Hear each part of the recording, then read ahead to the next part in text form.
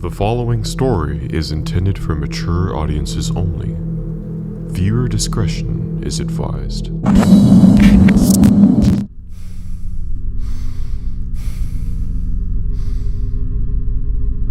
I live in South Carolina with my family. It's my parents and my younger sister. Both of our rooms face the street and they're directly next to each other. In my room, I have a full-length mirror that's opposite of the window. So if I looked up in the mirror, I could see anything that's in the window. So around Thanksgiving of 2020, I had just gotten home from school. With this Thanksgiving break, I was looking forward to staying up late. So was my sister. After my parents went to sleep, I was just chilling on my bed. I was scrolling through TikTok. I had my window blinds open, and for some reason, I just felt the strange urge to look up. So I look up in the mirror, and outside, someone pops up from below the window and bangs on my window super loud, and then sprints away. I'm shaking, and I'm on the verge of crying, and I was just frozen with fear. I couldn't move. A few moments later, I gather the strength to run to my sister's room and explain to her what happened. She gets a little shaken up too, but we talk about it for a little bit and we just agree it was probably a dumb teenager. A few nights pass, and about 1 o'clock in the morning, I get a text from my sister. "Hey, did you hear that?" There was somebody in the window, and I felt that same fear. I take my headphones off and I begin to get up when I hear 5 super loud bangs come from my sister's room. I run over and she's hiding under her blanket, super shaken. She says he just ran to the side of the house, the wall that's right next to my bed, and then he banged on the wall. We were both frozen with fear. We've made theories on who we think it could be, but neither of us are the type to really have any enemies. There are no teenagers on our street. None of this made any sense. Sometimes I feel that same chill in the air, and sometimes I think I hear banging, or the fear of seeing a face in the window. Always close your blinds and lock your window. And if you ever have that urge to look up in your window because you think somebody's there, I'd say do it. Be sure that there's nobody watching you. Because in my case, there was.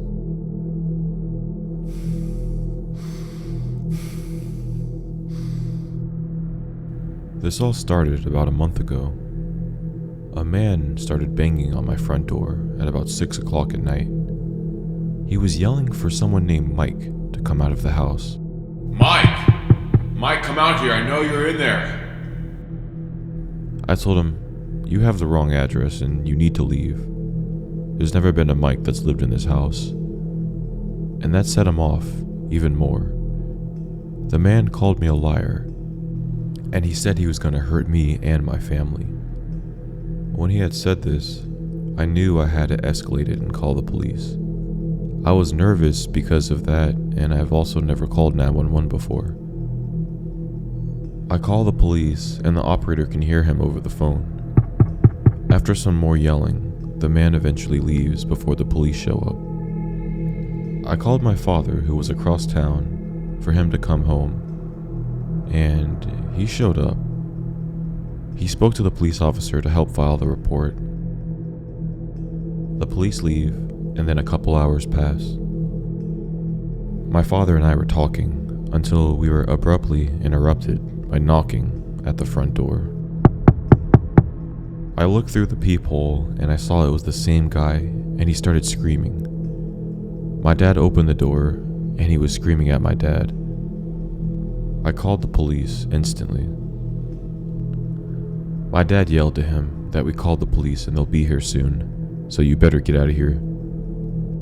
The police took longer this time. It took them about an hour to show up after the call. They searched the property and the nearby area, and they couldn't find him. They told me to defend myself if it came to it. I ended up staying with my dad for the night because I just didn't feel safe at home. I can be a strong person, but I just don't think there's much I can do against a drugged out man.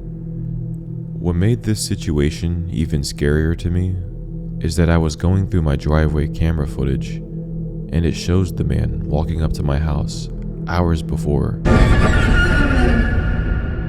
I've had pretty bad anxiety for the next few days following it, and the days were filled with stress and paranoia, but I managed to finally calm myself down and convince myself that this was the end of it.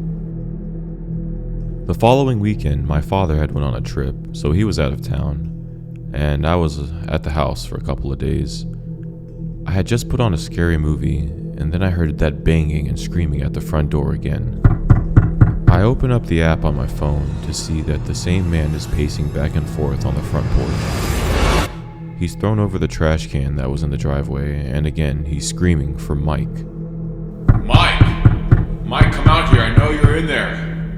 Mike! I call 911 again, and they show up within minutes this time. They're able to stop him down the street. They give me the unfortunate news that there's not much they can do. He hasn't really committed a crime yet, but if he does come back again, they'll have more of a reason to hold him. Things went quiet for a few weeks. I think the police talking to him really shook him up. So, then again, I believed that was the end of it. Until today. My father and I were having an argument at my house, so I decided to take a walk to clear my mind and get some fresh air. I live right across the street from a park, so I was there at the park and I sat by a tree just watching cars pass by.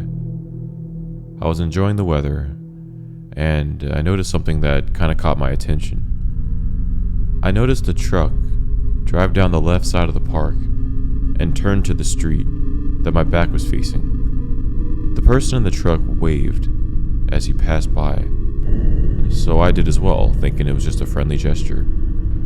As the truck pulls away, I just watch it as it disappears into the distance. Instead of taking a right at the intersection to pull away, it stops in the middle of the intersection. The truck turns around and it comes back towards me. My heart drops and red flags start to go off in my head, so I just get up and start walking home. I take a look behind me and I seen that the truck turned off his headlights and he's actually trailing me. So I eventually get to the front of my house and the truck slows down. I get a better look at the face of the person driving the truck, and I see it's that same man who's harassing me. I can tell from the physical characteristics. It matched the description of the guy that was on my camera. He just stared at me through the inside of his truck. It was an awkward amount of eye contact that we made, and he glared at me lifeless, like I took everything in his life away from him. I get to my front door and I try to barge in. My family must have locked the door, so I put my key into the keyhole and I turn around, and I see the man. The door opens to his truck, and he swings his legs out as he's about to walk towards my front door. I close the door and I lock it. I get in and I yell to my father, and I tell him that I've been followed again, and I really need him to yell at this guy because this guy's really starting to creep me out. My father storms outside. He's extremely angry, ready to yell at this man. But to his surprise, the truck was gone. At this point, I'm terrified to leave my home. My car's been in the shop for a while now, and I can't really get anywhere quickly. I have a bike, but even now I'm scared to do that. I don't know who that man is or what his intentions are, but ever since that day, I've been living in paranoia, waiting for something to happen.